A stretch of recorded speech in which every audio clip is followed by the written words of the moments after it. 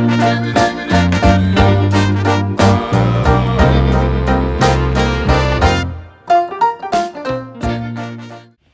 guys, thanks for joining me. On today's Cook With Me, we're going to be making a low-carb keto lasagna.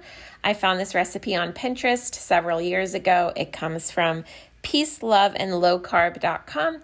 Make sure you check them out. It's a really great recipe. So I'm just going to bring you along as I cook today, and I'll also be sharing some of my favorite kitchen gadgets in this video, and I'll have the recipe and the link to everything down below. So make sure to check that description.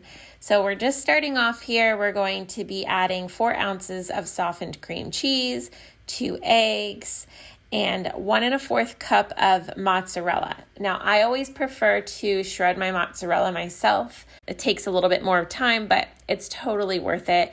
Also, this is one of the first kitchen gadgets I'm going to share with you. This is the viral TikTok cheese shredder. My husband ordered this for me, and at first I was like, really? I already have a cheese block, but this thing is so fun. It's got that little knob there at the bottom that suctions it onto the counter, and then you just, crank it up and the cheese comes right out. It's great. I've used it to shred carrots for a carrot cake and zucchini to make like a zucchini bread. We have to do the cheese tax. I swear the dogs know the sound of a cheese wrapper opening. But anyway, so we're going to go ahead and get the cheese in there. And then once you have your cheese added, the next step, or the last step rather, for the noodles is going to be to add the seasoning. Now, I like to blend mine up first, just to make sure it's well incorporated, and then I add my seasoning, and then I'll just go in with a spoon. So for the seasoning, we're going to do 1/4 teaspoon of garlic powder and 1/4 teaspoon of onion powder. And then 1/4 teaspoon also of Italian seasoning, but I prefer to use this grinder that I got at Sam's Club, and it's just like a freshly ground Italian seasoning. So I probably put a little bit more than I should have, but it turned out great. So also, that's another thing you'll learn real quick with watching me cook, is that I don't measure a lot of the times. I try to, but honestly, sometimes I'm just kind of like, whatever I feel like. And sometimes that gets me into trouble. But in this case, it did not. It turned out great. So this is the pan that I'll be using. I'm going to line it with parchment paper,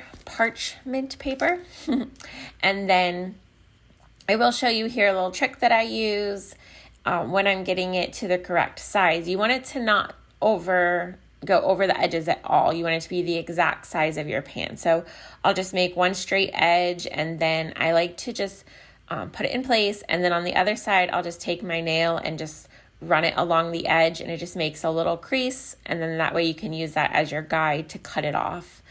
And then you'll want to put this down.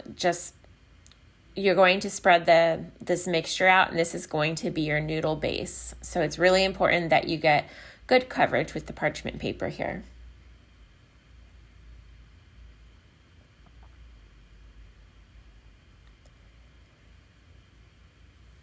Now, the size of your pan in the recipe, it calls for a 9 by 13 baking dish. And I would say this really is going to depend on how much you're making. So this is going to make like a small loaf size, like a bread loaf pan.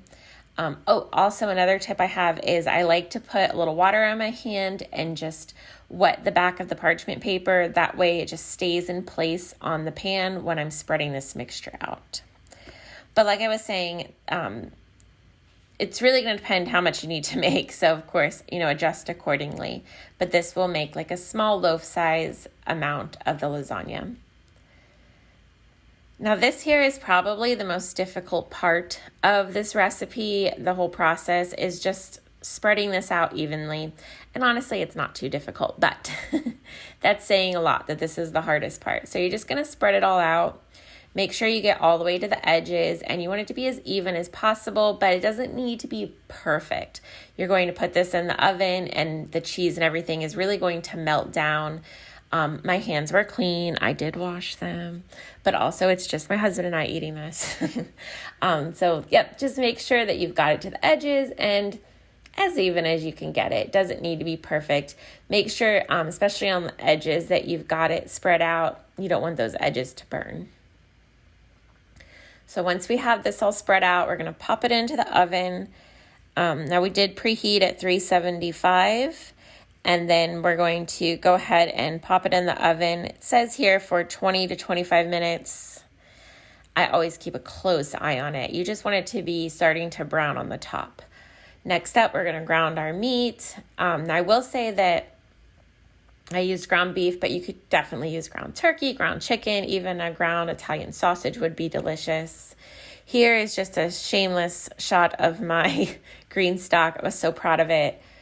I will say this was filmed a while back and it does not look like this anymore. My herbs at the bottom are still doing great, but everything else has run its course. All of my lettuces and my broccoli, everything has bolted.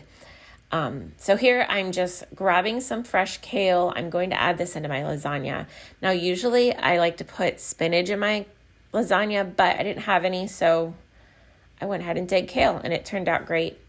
Also got some fresh herbs, and I added those in as well, which was a nice touch.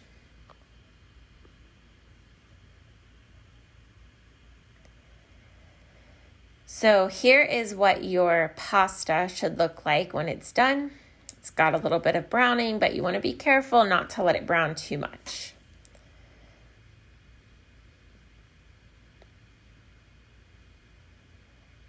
So next up, I went ahead and washed my kale and my herbs, and this is the second kitchen gadget I wanted to share is my salad spinner. I love this thing. I think, did my husband order this? I don't know. He always likes to surprise me with ordering random things on Amazon.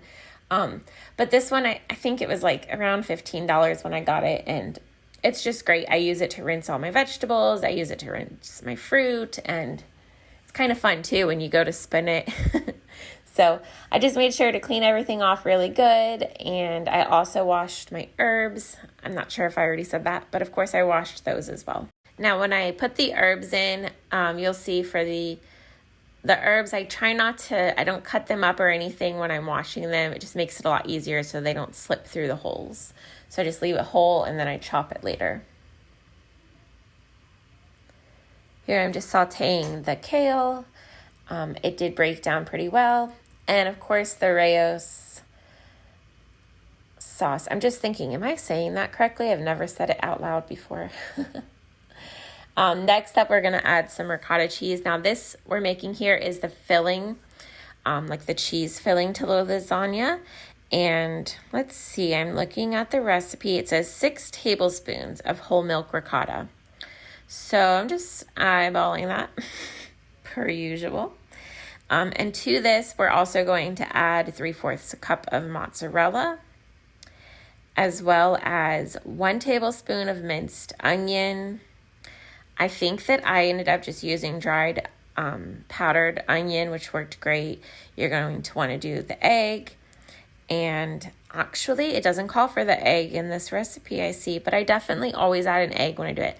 Like I told you, I don't really follow recipes exactly. It's kind of a character trait of mine at this point. But anyway, so we're just going to add more seasoning. Like I called for oregano, garlic powder, basil, and Italian seasoning. And we're going to mix all of that up together. I added, of course, more of that dried seasoning that I crack in there. And then just blend it all up. Okay, the next step is we're going to assemble the lasagna. So I've already sprayed the pan here and I'm lightly cutting the pasta. I don't want to score my pan, so I'm always yelling at my husband, like, don't use metal on the non-stick pans or anything. So I wasn't making an indentation. It was just very lightly scoring it. You'll see here that this pasta, I'm just going to call it pasta, but we know it's not pasta. It's great. It really holds together well. You don't need to be very careful with it when you're putting it together. And it really does hold up after you bake it as well. So of course we're going to start with a little layer of sauce at the bottom. And then just like a regular lasagna, we're gonna go ahead and do the layers. So I do some sauce, a sheet of the pasta, some of the meat sauce, then we do the ricotta mixture, and then repeat the process until you're at the end. This recipe makes 3 of these size sheets of lasagna, and that's just about perfect for this size pan. So I think we're coming to the final layer here, and before I put it in the oven, I do like to put a little bit more of the mozzarella cheese because, I mean, at this point, what's a little bit more cheese, you know? But this will give you that nice brown crusty cheese top that looks so delicious when it's done.